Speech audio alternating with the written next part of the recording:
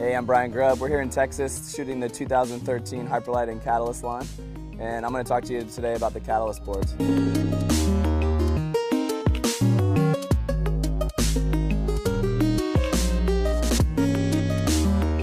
We have a great line this year for 2013. Starting at the entry-level boards, we have the Stylus. It's a flat deck with a foam top. Great for riding the cable and just getting behind the jet ski, or even just your first board that you want to try wake skating on. And then the next board that we have is the Paragon. It's also a wood board with an EVA concave top deck and an EVA deck on top.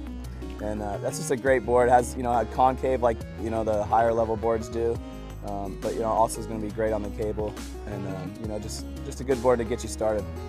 Also new for 2013, we've put a new beveled edge on the Stylus and the Paragon. It makes the board ride a lot better, more like a high performance board, and definitely when you're riding without fins, you got a lot more control than the board used to be in the past. The two boards that I ride, we have the Urso, that's a 39 and a 41 inch.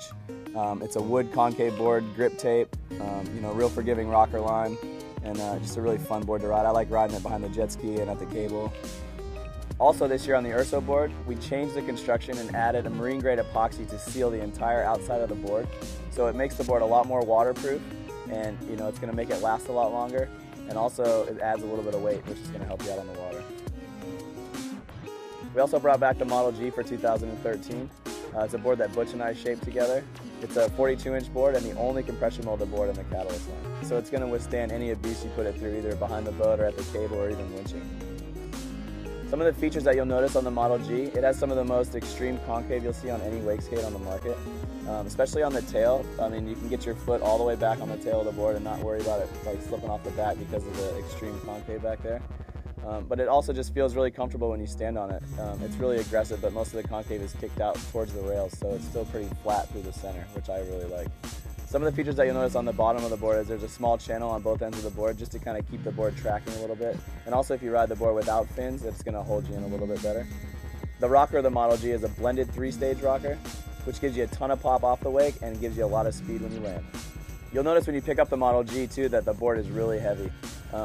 We did that on purpose because when you ride behind the boat, you don't want that board to fly away from you when it's not on your feet.